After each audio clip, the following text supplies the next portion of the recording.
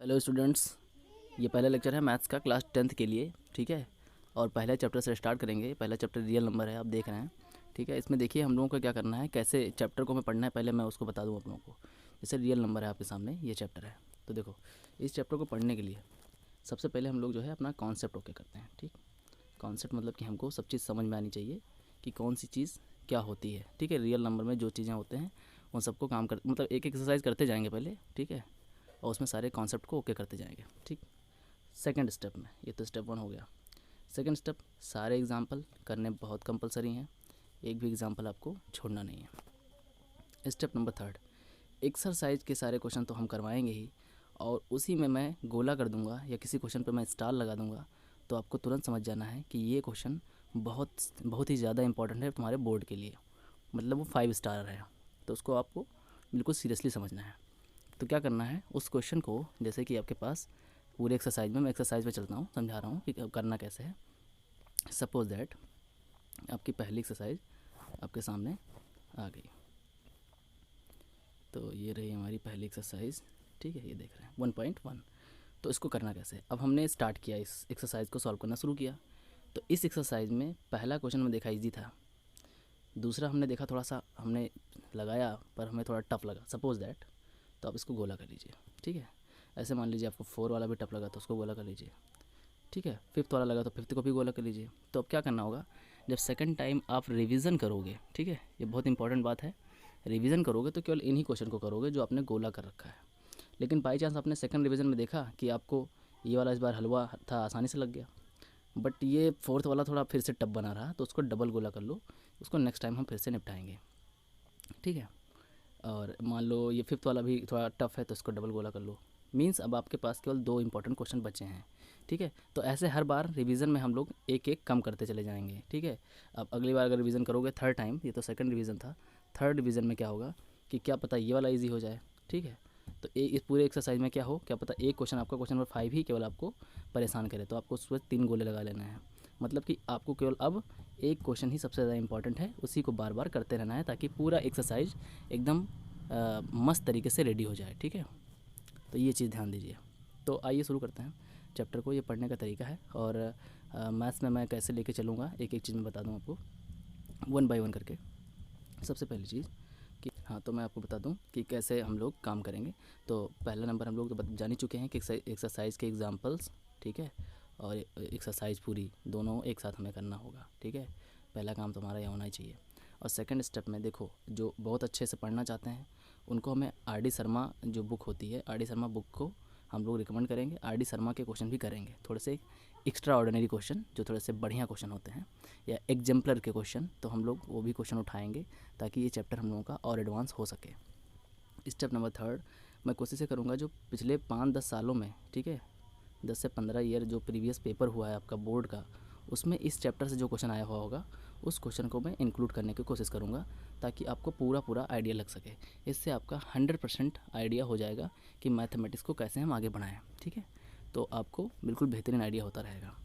चलो ठीक है, आज का लेक्चर स्टार्ट कर लेते हैं। तो ये हमारा जो है स्टेप था। ठीक है, तो देखो सिस्टम क्या होगा, पहले मैं आपको बता दूं कि हम चैप्टर जब शुरू कर रहे हैं तो सबसे पहले एग्जांपल से स्टार्ट करूंगा मैं। एग्जांपल आप लोग कर लीजिएगा, मैं सारे एग्जांपल नहीं कराऊंगा, अभी तो स्टार्टिंग है चैप्टर का तो थोड़ा सा मैं करवा रहा हूँ। ठीक है, तो रियल नंबर अपना चैप्टर है। ठीक है, आओ बढ़ते हैं आगे। देखो, इसमें सबसे पहली जो चीज़ आएगी, पहला टॉपिक जो स्टार्ट होगा वो होगा यूक्लिड डिवीज़न लीमा। ये एचसीएफ निकालने का एक तरीका होता है। आप लोग एचसीएफ निकाल चुके हैं, जानते हैं, बट इस तरीके से एग्ज़ाम में लिखने को मतलब आ जाता है, एग्ज़ाम में लिख के वो दे देते हैं कि यूक्लिड लीमा मेथड से ही हमें इसको जो है इसका एचसीएफ निकालना है। तो आप क्या करोगे, तो उसके लिए मैं बता दूं तरीका, बिल्कुल ध्यान से समझिएगा। तो मैं एक क्वेश्चन उठा ले रहा हूँ और वहीं से पूरा आपको समझा दे रहा हूँ। जैसे कि आपके पास सपोज दैट यहाँ पे एग्ज़ाम्पल में एक क्वेश्चन उठा लेता हूँ, क्वेश्चन के ज़रिए ज़्यादा आपको क्लियरली समझ में आएगा। ठीक है, चलिए ये तो ये 2 नंबर ले लेते हैं और लोग समझ लेते हैं। ठीक है, तो पहला देखो, सपोज़ दैट आपके पास 148 यानी 148 और 124 दो नंबर हैं। ठीक है, तो इनका हमें निकालना है एचसीएफ, तो यूक्लिड लीमा के जो है मेथड से। तो देखो पहले देख लो इसमें कौन सा बड़ा है, ठीक है, बड़ा ये वाला है, तो यानी छोटे से आपको डिवाइड करना है। ये एक आपको यहाँ पे एक रफ वर्क करना होगा, ठीक है। तो आप छोटे वाले से यानी 124 से डिवाइड करेंगे किसको, 148 को, ठीक है। तो कितनी टाइम्स आएगा, 1 टाइम्स आएगा, देख रहे हैं आप यहाँ से। तो ये 1 टाइम्स आएगा तो कितना हो जाएगा, 124, क्लियर। तो कितना हो जाएगा यहाँ पे 4 और ये 2 और यहाँ पे 0, ठीक, 24 आएगा। अब क्या करना है, जो यूक्लिड लीमा मेथड है, यूक्लिड्स लीमा मेथड, यहाँ पे आपको लिखना होगा। इसमें क्या करना है आपको, ये आपको जो आपने जिससे डिवाइड किया है, ठीक है, डिवीज़र, उसको आपको जो आपका आंसर आएगा उससे मल्टीप्लाई करेंगे आप, ठीक है। और ये जो वैल्यू बीच में है, ये वैल्यू पहले आप आगे लिख लेंगे, 148 आप आगे लिखेंगे, ठीक है। और इसको इससे मल्टीप्लाई करेंगे 124 इंटू 1, और जो आपका यहाँ पे रिमाइंडर बचा है आप उसको ऐड करेंगे, ठीक है। ये जो मेथड है ये लीमा मेथड को फॉलो करने लगा है। फिर आपको नेक्स्ट स्टेप पे क्या करना है, यहीं से आपको फिर से स्टार्ट कर देना है, ठीक है। 24 से आपको जो जिससे आपने डिवाइड किया था, ये चीज़ ध्यान दीजिएगा, जिसे आपने स्टार्टिंग में डिवाइड किया था उसको डिवाइड करना है, यानी कि 124 को। तो अब कितनी बार जाएगा, ठीक है, 4 टाइम जाएगा, 5 टाइम जाएगा, ठीक है। तो ये कितना हो जाएगा, 120 हो जाएगा, देख पा रहे हैं आप लोग। फिर सेकंड स्टेप पे आप क्या करना है, यहाँ से अब आपने जिसको डिवाइड किया था 124 को डिवाइड किया है, तो आप पहले उसको लिख लेंगे और फिर ये वाली वैल्यू मल्टीप्लाई होगी, यानी 24 इंटू 5 प्लस रिमाइंडर कितना आएगा, देख लीजिए यहाँ से 4 आ रहा है, क्लियर। तो यहाँ तक आप नोट कर लीजिए, मैं आगे बढ़ रहा हूँ। अब क्या करना होगा आपको, अब आप ध्यान दीजिए वही चीज़ सेम स्टेप में। अब अभी आपको 4 से किसको डिवाइड करना है, इस 24 को डिवाइड करना है, जो यहाँ 24 है, ठीक है, यही स्टेप लेना है। तो देखिए आगे बढ़ जाएंगे। तो अब हमें 4 से किसको डिवाइड करना है, 24 को। तो कितना आ जाएगा, 4 6 जा 24, आ गया 0। अब आगे लीमा मेथड में क्या जाता है, जिसको डिवाइड किया उसको पहले निकालो 24 और इनको मल्टीप्लाई करो 4 इंटू 6 प्लस 0। तो जिससे रिमाइंडर 0 आया है, यानी 4 से रिमाइंडर 0 आया हुआ है, ठीक है, इसी चीज़ को ध्यान देना है। तो ये कुछ ये फॉर्मेट ले रहा है, ठीक है, A=BQ + R, ठीक है, इस मेथड में हमें लेके चलना है, ठीक है। तो यानी कि इसका जो HCF आया हुआ है वो मेरा 4 आया हुआ है, ठीक है, जिससे 0 आया हुआ है, जिससे रिमाइंडर 0 आया हुआ है, तो 4 से ही आया हुआ है, क्योंकि इसके आगे अब कहानी नहीं बढ़ सकती, ठीक है। तो हमारा HCF लीमा मेथड से 4 हो गया। तो आप लीमा मेथड समझ पाए होंगे कि करना क्या होता है लीमा मेथड में, ठीक है। एक स्टेप एक क्वेश्चन और ले लेते हैं ताकि और आइडिया हो जाए। देखो, अगर मान लो हमने ले लिया 24 और 84, ठीक है, ये 2 नंबर ले लिया। तो क्या करेंगे हम सबसे पहले रफ वर्क में, पहले हमें रफ वर्क में क्या करना है, यहाँ पे ये चीज़ ध्यान रखिए, 24 से डिवाइड करना है किसको, 84 को, छोटे से बड़े वाले को डिवाइड करना है। तो 3 टाइम्स आएगा, 72 हो जाएगा, ठीक है। रिमाइंडर कितना बचेगा, 2 बचेगा और 1 बचेगा, देख रहे हैं आप यहाँ पे। फिर आपने किसको डिवाइड किया है, 84 को, उसको आप बाहर निकालिए यहाँ पे यूक्लिड लीमा मेथड से, ठीक है, ये ज़रूर आप लिखिएगा। तो अब इसके आगे आप क्या करेंगे, 84 आपने बाहर निकाल लिया। फिर क्या करना होता है आपको, किनारे वाले मल्टीप्लाई करने होते हैं, यानी कि 24 और 3 को आपने मल्टीप्लाई किया और प्लस रिमाइंडर को ऐड करना होता है, ठीक, एक स्टेप हो गया। सेकंड स्टेप पे आपको 12 से किसको डिवाइड करना है, जिससे आपने स्टार्टिंग में डिवाइड किया था उसको डिवाइड करना है। तो 24 को डिवाइड करना है, तो 12 2 जा 24, इससे 0 आ गया। यानी कि लीमा मेथड में क्या होगा, जो यहाँ बीच में है उसको आगे लिखोगे 24 और किनारे वाले मल्टीप्लाई, यानी कि 12 इंटू 2, रिमाइंडर आया 0। तो किससे 0 आया हुआ है रिमाइंडर, 12 से आया है। इट मीन्स HCF कितना आया, 12, ठीक है। तो यही होता है हमारा Euclid Lima method. I hope कि आपको बिल्कुल क्लियरली समझ में आ गया होगा कि लीमा मेथड क्या है। तो अभी एग्जांपल देखिए, इस एग्जांपल में यहाँ पे 2 नंबर हैं, इसमें भी बोला गया है यूक्लिड एल्गोरिथम लगा करके निकालना है।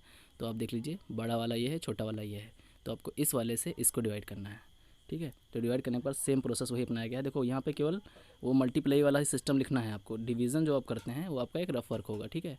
देखो वही सिस्टम, फिर यहाँ पे जो आया है वो यहाँ आ गया, ठीक है, वही वाला सिस्टम जो अभी मैंने डिवाइड किया था, बिल्कुल वही स्टेप यहाँ पे अपनाया गया है, बस इनको प्रोडक्ट में लिखा गया है, यानी कि A=BQ + R के फॉर्म में लिखा गया है।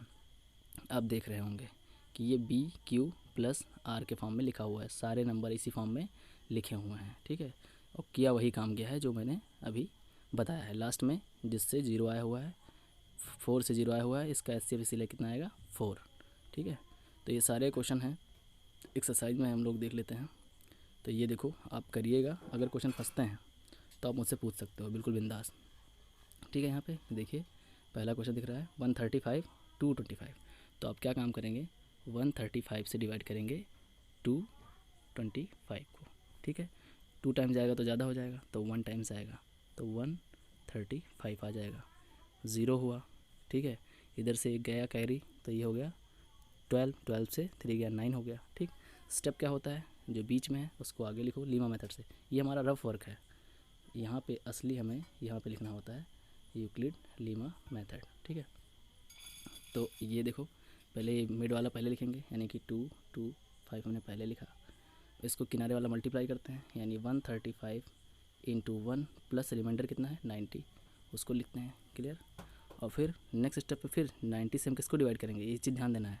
90 से हमें जिससे हमने पहले डिवाइड किया था उसी को करना है, और ये स्टेप तब तक करना है जब तक 0 रिमाइंडर ना आ जाए। अब की बार कितनी बार जाएगा, 2 टाइम ज़्यादा हो जाएगा तो 1 टाइम जाएगा। ठीक है, तो यहाँ 90 हो गया। ठीक है, यहाँ 5 और यहाँ हो गया 4। ठीक, फिर अगले स्टेप में यूक्लिड लीमा में क्या लिखा जाता है, ये वाली वैल्यू पहले लिखी जाएगी, जिसको डिवाइड करते हो आप 135 आगे लिखी जाएगी। किनारे वाले मल्टीप्लाई होते हैं, यानी कि 90 इंटू 1 रिमाइंडर हमारा आया है 45, उसको लिखते हैं। अब अगले स्टेप पे क्या करोगे, 45 से किसको डिवाइड करना है 90 को, तो आप 45 से डिवाइड करोगे 90 को, तो 2 में जाएगा 90। अब देखो रिमाइंडर 0 आ गया। ठीक है, तो यूक्लिड में सबसे पहले 90 लिखोगे, यानी जिसको आपने डिवाइड किया था, और किनारे वाले मल्टीप्लाई, यानी 4 इंटू 2 प्लस रिमाइंडर हमारा आया 0। ठीक है, सॉरी यहाँ 45 कर लो। ठीक, तो 45 से आया है 0, इट मीन्स HCF पहले वाले का 45 होगा, तो आंसर हमारा आएगा 45। क्लियर। तो आप समझ पाए होंगे, ऐसे आपको ये वाले क्वेश्चन और ये वाले क्वेश्चन करने हैं। ठीक है, और एग्जाम्पल करना है, जो एग्जाम्पल मैंने आपको दिखाया हुआ है, बिल्कुल उसको समझ लीजिए, बहुत इंपॉर्टेंट है। और फिर उसके आगे देखिए यूक्लिड लीमा मेथड से ही क्वेश्चन जो आपको यहाँ दिख रहे हैं, क्वेश्चन नंबर 2, क्वेश्चन नंबर 4 और 5, ये जो क्वेश्चन है ये मैं आपको बाद में यानी नेक्स्ट लेक्चर में करा दूंगा।